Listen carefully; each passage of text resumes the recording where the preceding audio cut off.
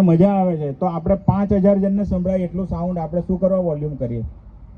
500 લોકો તો નાચે જ છે, તો પછી 5000 લોકો તો છે જ નહીં, 500 લોકો જ છે ને 500 લોકોને મજા આવે છે, તો પછી આપણે વોલ્યુમ ખોલીએ શું કરવા?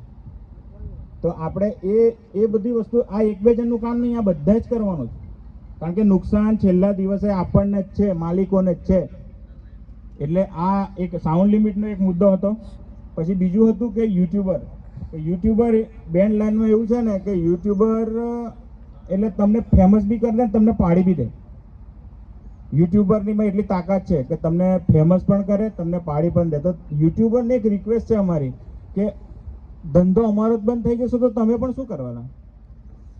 સિમ્પલ વસ્તુ છે કે ધંધો ચાલશે, અમારો ધંધો ચાલશે તો જ તમારો ધંધો ચાલશે ને.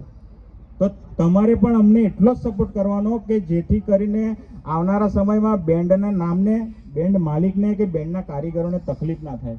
આ તમે ખોટા થંબનેલ મૂકીને કે ભાઈ ફલાણી આમ હે, ઢીકણી આમ હે, वो टक्कर होगी वो टक्कर होगी, આ બધા વિડીયો મૂકીને ખાલી એક માલિકને પૂછજો જઈને કે ભાઈ તું કેટલો ખર્ચો કરે છે? તમે તમારા થોડા વ્યૂ માટે એટલું કરતા હોય તો પેલા માલિકને તો આટલો બધો ખર્ચો કરીને જે બેન્ડ ઊભું કરે છે, તમારા એક થંબનેલથી કે એક તમારા ખરાબ વિડીયોથી એની ઇજ્જતનો ભાજીપાલો થઈ જશે તો એને કેટલું લાગશે? એ જેવું હોય એવું, નાનું મોટું જેવું હોય એવું, તમે કોઈનું પણ વિડીયો બનાવો છો, વિડીયો મૂકો છો તો એટલીસ્ટ દરેક યુટ્યુબરને, કારણ કે અમારે એવું નથી કે અમારે તમારી જરૂર નથી, તમે છો તો અમે છે ને અમે છો તો અમે છે તો તમે છે, તો આપણે બધા જોડે મળીને કામ કરવાનું. પણ યુટ્યુબરોને એક ખાસ રિક્વેસ્ટ કહો કે વોર્નિંગ કહો, આ અમારી રિક્વેસ્ટ બી છે અને વોર્નિંગ બી છે કે ભાઈ કોઈ પણ બેન્ડ માટે તમે ખરાબ થંબનેલ, ખરાબ વિડીયો ના મૂકશો, જેથી કરીને એ બેન્ડના માલિકને, એ બેન્ડના કારીગરને કે એ બેન્ડના નામને એને લીધે તમારા એક વિડીયો કે એક પોસ્ટને લીધે તમારા એને માલિકને સોચવું પડે. એટલે યુટ્યુબરોનું બધું જે રજિસ્ટ્રેશન ચાલે છે એમાં યુટ્યુબરોનું પણ એક છે ભરવાનું. એ બધા યુટ્યુબરો જે બાકી હોય તો અહીંયા આવીને ભરી લેજો. તો એમાં એક કેવું કે યુટ્યુબરોની બી ડિટેલ અમારી પાસે રહેશે. અને આ યુટ્યુબરો માટે કંઈ એ નહીં, વચ્ચે હમણાં અમે વિડીયો જોયો હતો કે ભાઈ ટક્કર ही नहीं होगी, તો કે ટક્કર નહીં હોગી તો हमारी चैनल कैसे चलेगी, एक ભાઈનો મુદ્દો આવો હતો. તો તમને ટક્કર નહીં થતી, તમારી ચેનલ ચલાવવા માટેની આટલી ચિંતા છે, તો જેને આટલા બધા રૂપિયા નાખી, આટલી બધી મહેનત કરીને જે બેન્ડ ઊભી કરી છે તેને કેટલી ચિંતા હશે? તેને ચિંતા નહીં હોય? તો બધાને એક રિક્વેસ્ટ છે કે ભાઈ તમે વિડીયો ઉતારો, તમે લોકો અમારા માટે બહુ ઇમ્પોર્ટન્ટ છો, તમે લોકો તમારું બહુ મહત્વ છે અમારા માટે, પણ તમે એવો પણ કોઈ વિડીયો ના બનાવીને નાખી દેશો કે જેના લીધે તકલીફ થાય. અને આ બધી તકલીફ એમાંથી જ ઊભી થાય.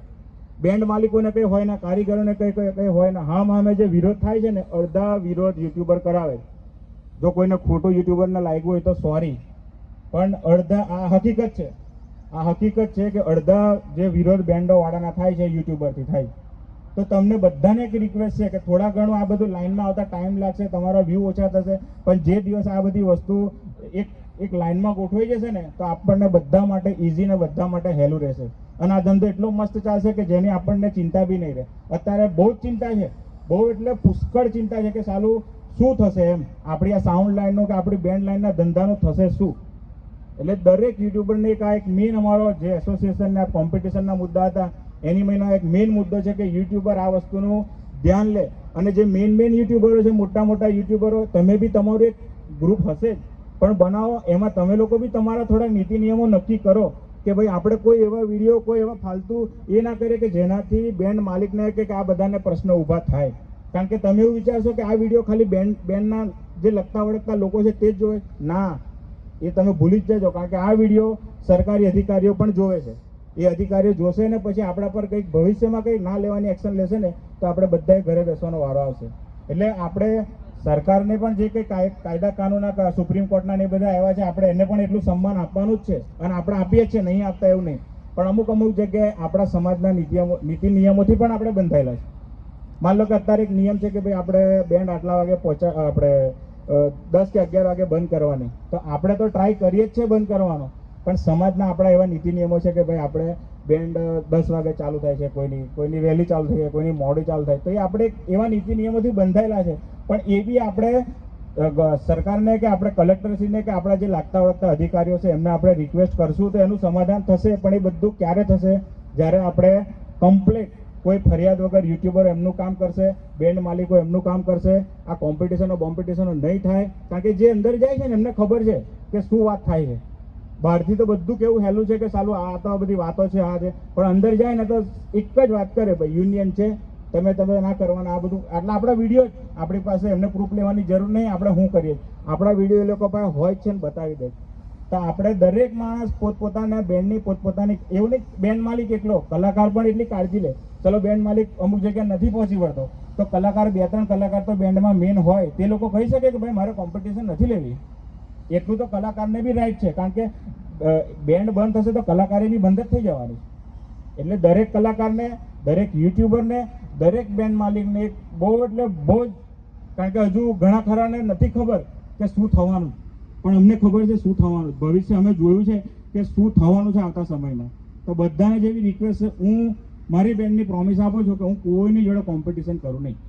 આ મારી પ્રોમિસ. મારું નામ બગડવું છે તો બગડશે, જે થવું એ થશે, પણ હું મારી બેન્ડ JS બેન્ડ ખોખરા, હું કોઈની જોડે કોમ્પિટિશન નહીં કરું. અને જો હું કોમ્પિટિશન કરું તો તમે બધા યુનિયન જે દંડ કે નિયમ નક્કી કરશે એ મને મંજૂર છે. આ મેં શરૂઆત મારાથી જ કરી, બીજાને નહીં, પણ મેં મારાથી શરૂઆત કરી કે મારી બેન્ડનું કંઈક પણ જગ્યાએ તમને કોઈ એક વિડીયો એવો લઈ આવજો તો તમે જે દંડ કે તમે જે કહો એ મારે કરવાનું હું તૈયાર. એટલે દરેકને એવી રિક્વેસ્ટ છે કે તમે પોતે જવાબદારી લો. આપણે આપણો ધંધો બચાવવાનો છે, નહીં તો ચણા મમરાના ભાવમાં આપણે નીકળી જશું.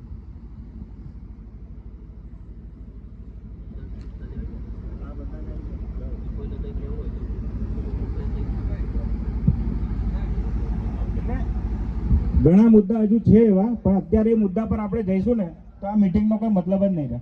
એટલે એકવાર આપણે આ જે 3-4 મુદ્દા હતા મેન લઈ લીધા, આપણું એસોસિએશન બની જવા દો, એટલે રજીસ્ટ્રેશન નંબર થોડાક સમયમાં જ આવી જશે. પછી આપણે જેટલા આપણને બેન્ડોમાં અત્યારે તકલીફો પડે છે, ઘણી બધી તકલીફો પડે છે. મેન તો આ બધા આપણા પેમેન્ટ કપાય છે તે જ તકલીફ છે. તો એ બધી તકલીફો છે ને એ બધું જ આપણે સોલ્યુશન લાવવાનું છે. પણ અત્યારે આપણા જે 3-4 મુદ્દા છે એના પર જ આપણે કામ કરશું, અને એના પર ગમે તે થાય. આ વખતે એવું છે કે યુનિયન બનાવવું છે એટલે બનાવવું જ છે. એટલે આપણે બનાવી લઈએ. તમને બધાને ઘણા બધા મુદ્દા હશે કે યાર આ તો 2-3 મુદ્દા ચર્ચા કરી, બીજા મુદ્દાનું શું? બીજા મુદ્દા બી આવશે, પણ એકવાર આપણી પાસે, મેં તમને કીધું ને બાપ, આપણી પાસે એક બાપનો સહાય આવી જવા દો, પછી આપણે બધું જ કરશું. દરેકના પ્રશ્નો હશે એનું સોલ્યુશન આવશે, પણ એકવાર અત્યારે બધું ભેગું કરી દઈશું ને તો બધું જ નહીં થાય. કારણ કે બધું જ ખાઈ લઈશું ને તો નહીં ખવાય. એની કરતાં એકાદ બે વસ્તુ છે એની પર આપણે ચાલીએ. એની સૌથી મેઇન મુદ્દો આપણા કોમ્પિટિશનનો કર્યો તે, એ તો આપણે હવે બંધ જ કરવાનો.